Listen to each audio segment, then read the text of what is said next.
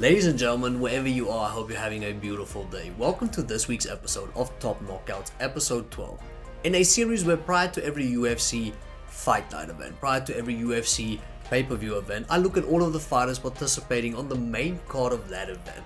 And I look at their best knockout win within the UFC. So it has to be within the UFC. They only get one best knockout win, and then I just rank all of the knockouts. Fairly simple. Gonna start with that right away. Before I do so though, just a friendly reminder, if you enjoyed the video, I would really appreciate if you hit the like button, the subscribe button, the notification bell. That would be awesome. You're awesome. Let's go.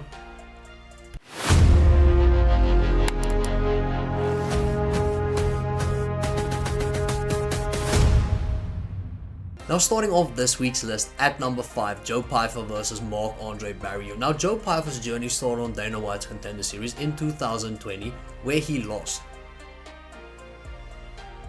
But then he returned 2 years later to Dana White's Contender Series, ended up winning, received a UFC contract and won his first 3 fights within the UFC.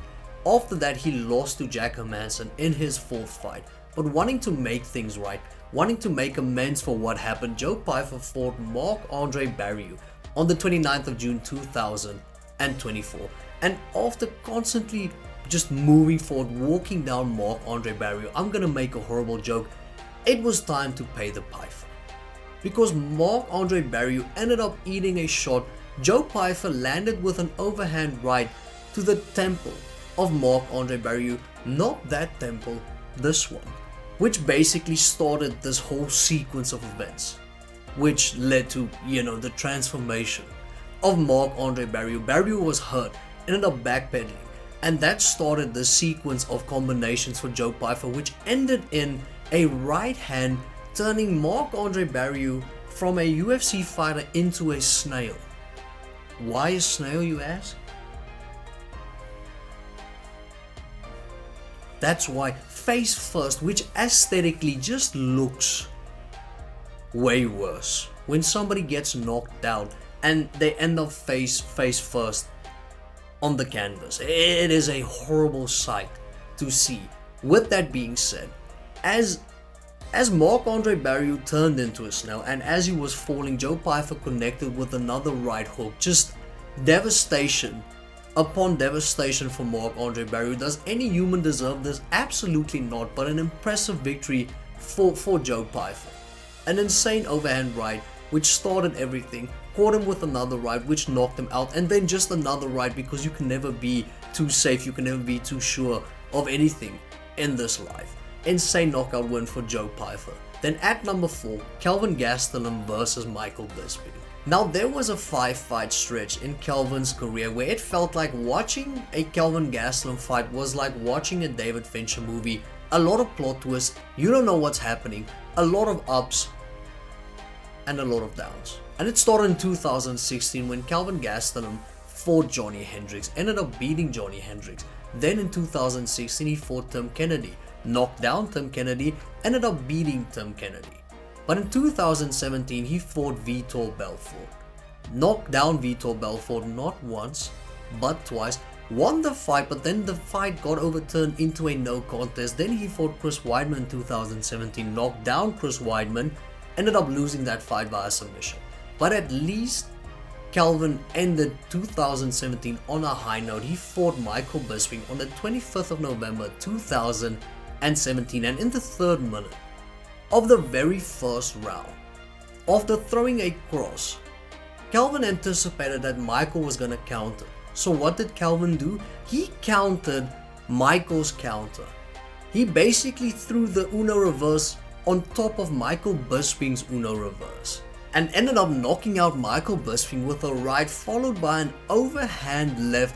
What followed was way more devastating because we saw Kelvin Gastelum turn into a basketball player. Kelvin Gastelum turned into prime Kevin Durant. Why? Because he was dribbling Michael Bisping's head off of the canvas. And the referee, not wanting to stop it because he wants to get his money's worth, basically just stared in admiration. The referee could have stopped it after the overhand left, but the referee thought, yeah, this is prime time. And we saw Kelvin Gastelum do his favorite Kevin Durant impression. We saw the Count end up being on the court. An insane knockout win for Kelvin Gastelum. An insane performance, overhand left, that whole sequence, the counters, just beautiful to watch. Kelvin Gastelum versus Michael Bisping at number 4. Then at number 3, Kevin Holland versus Jacare Souza. Now in 2020 we had 2 pandemics. We had COVID and we had Kevin Holland, because in 2020 Kevin Holland fought 5 times and left devastation in his wake. Fought Anthony Fluffy Hernandez, knockout win. Fought Joaquin Buckley, knockout win. Beat Darren Stewart, beat Charlie Ontiveros, and on the 12th of December 2020 Kevin Holland fought Jacare Souza. In the first round, Jacare ended up taking down Kevin Holland. Sat in his guard, planning on what to do next. Kevin decided he was gonna take action. Ended up knocking out Jacare Souza from bottom, from his own guard. Listen, haven't seen anything like this in my life. Kevin said, call an ambulance, not for me. You cannot be in danger if you are the danger. Flipped it on its head, held the turntables. Kevin Holland with an insane knockout win over Jacare Souza, which, listen, it's iconic and it will probably be in the top knockouts ever, because it is unusual. It never happens. You cannot generate that much power from bottom. But seeing Kevin Holland, seeing his long ass arms, he could probably knock you out from the other side of a room. Insane win for Kevin Holland. Insane knockout. Has to be number 3 on this list. Then at number 2 we have Vicente Luque versus Hector Urbina. Now Vicente Luque ended up losing on the finale of The Ultimate Fighter, but still received a UFC contract and started his UFC career losing only once in 11 fights. That loss to Leon Edwards. And in the third fight of this 11 fight streak, Vicente Luque fought Hector Urbina on the 24th of September 2016, and in the last seconds of the very first minute of the very first round, Vicente Luque, the silent assassin, unleashed scorched earth on Hector Urbina's head. A barrage of missiles that only had one designated landing spot, Hector's head. And basically with an overhand right knocked Hector out.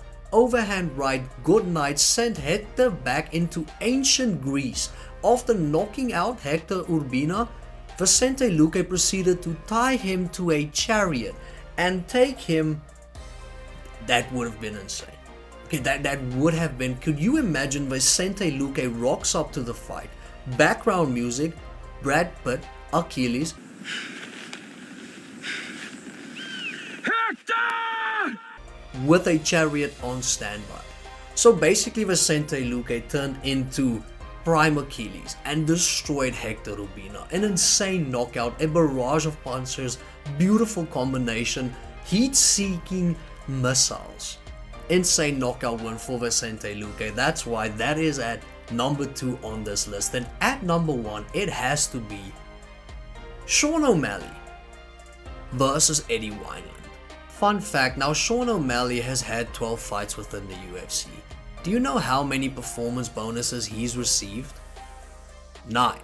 So if ever you wondered where someone's performance bonus might be, chances are Sean has it. Now Sean started on The Ultimate Fighter, won in the finale of The Ultimate Fighter, received a UFC contract, then went on a 3-fight winning streak to start his UFC career. Oh boy, this is looking similar to what Vicente did. The only difference is Vicente lost the finale, Sean won the finale of The Ultimate Fighter. But both men started their UFC careers on a winning streak, and both men's third fight is on this list. So what is that teaching us? If ever you are fighting or have to fight someone that participated in the finale of The Ultimate Fighter, regardless of whether they won or lost, and you could potentially be their third win in a row, either pull out of the fight or approach it thinking, let's wrestle. Because it might end horribly for you. And you might end up getting sent somewhere we do not know exists. Because Sean O'Malley fought Eddie Wineland on the 6th of June 2020. And in the second minute, after feinting an uppercut, landed a straight right. It didn't take out Eddie Wineland's lights. It took out the motherboard. It didn't put the lights off. It took out the motherboard and proceeded to send Eddie Wineland to the mothership. He was knocked out cold. A walk-off KO nonchalantly after landing the straight. Sean O'Malley just turns around and walks off. And you thinking, well, why didn't he just land the super necessary? Because a few fights after that, we saw Sean O'Malley versus Thomas Almeida. And we saw attempted murder. That is why after landing the straight, Sean O'Malley knew Eddie Wineland was knocked out. It was beautiful. It was like art. Pure cinema. Walked around and basically just walked to Joe Rogan and Daniel Cormier and proceeded to, I don't know, say something insane. An insane knockout win for Sean O'Malley, and definitely warrants being number one on this list. And that's basically the end of today's video. Let me know in the comment section, is there any knockout that I have missed out on? Is the order correct? I would really appreciate it. Have a beautiful day, and I'll catch you in the next one.